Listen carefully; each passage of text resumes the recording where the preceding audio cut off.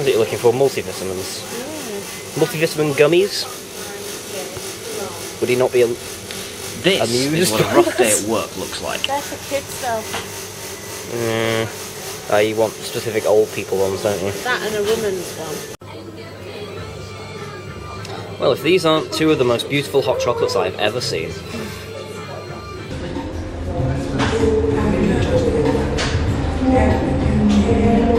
Hey guys, it is a day, Friday, day 4. Welcome to day 4. That's what I'm trying to say. I am so tired. I have not slept properly all week. And in the last 72 hours, I've spent 13 of them on trains going to and from Manchester. So, yeah, I'm not exactly what you'd call all together. Back now. I'm sure I had something important to say. Oh yeah, the funeral yesterday. I didn't video anything, like I said I wouldn't. It was a nice. It wasn't nice. It was a good service. It was difficult, definitely difficult. Like the actual service was in a requiem mass. It's basically a mass dedicated to the person who has died. So it's basically just a mass with the person's name in, effectively. I had a slightly awkward moment where it was a Catholic service, so there was the Holy Communion, and I received the communion, and I went past the woman holding the wine, and I genuinely, in my mind, said these words. It's a bit early for me. Today, I spent a bit of time in Stockport with a friend of mine called Lardan. She was looking for multivitamins or something like that, and a travel fan, because they're going away to Iran shortly. And we had hot chocolate, which you've probably already seen. It's really sexy looking hot chocolate. Head up. I'm supposed to be meeting, well, a couple of friends of mine are coming around here at 1 o'clock to read through the Doctor Who 50th script. Not the actual script, my video script. And going to read through that a few times, do an actual read through for it.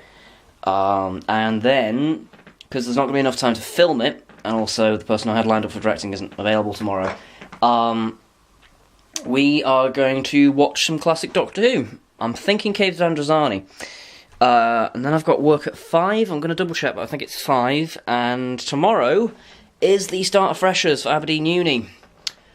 Big week if you're a barman, because holy shit, I'll have never been as busy in my life as I'm going to be over the next few days. Oh god. Hello everyone, and welcome to Monday. It's Monday. It's the start of the week. And I've not been doing videos the last couple of days, which is bad of me. So sorry about that. There have actually been things happening. I've just not taken my camera with me. On Saturday, a friend of mine came up, well, had been up from Edinburgh, and we spent the day together, like, having a picnic on King's Lawn, and we went freshers hunting. That's what we did. Freshers spotting, I should say.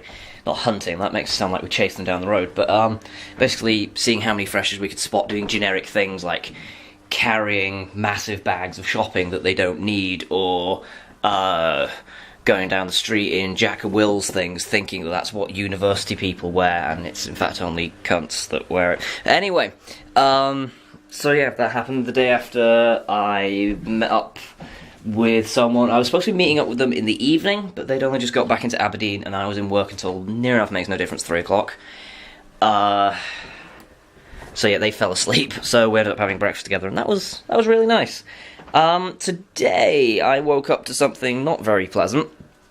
I woke up to a very, very big bill. I got a text from British Gas.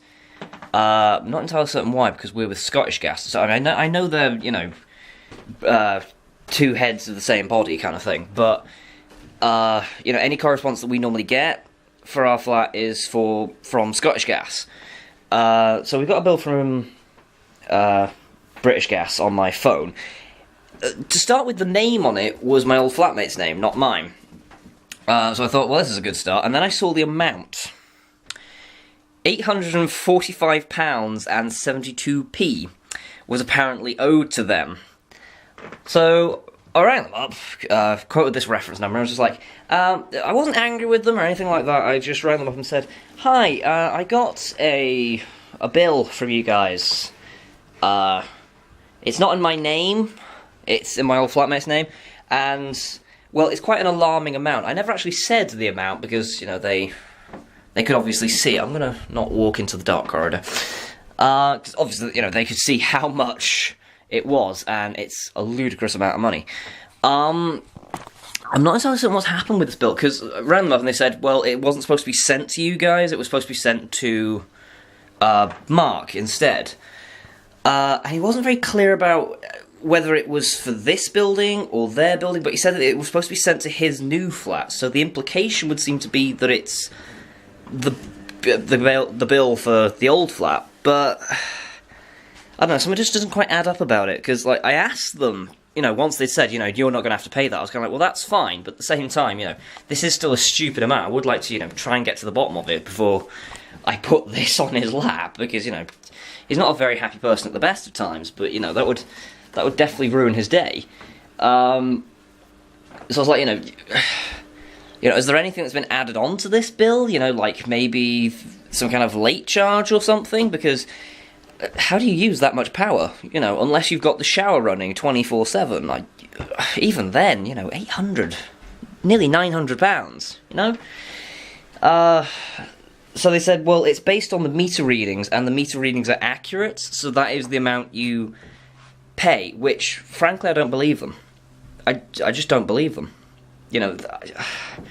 How can you use that much power over a 3-month period? I mean, if it's for here, it's definitely inaccurate, because, you know, our bill is normally like £30–40.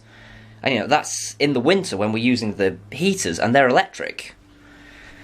So, you know, there is no way they could have used £840 worth of power. It just doesn't add up.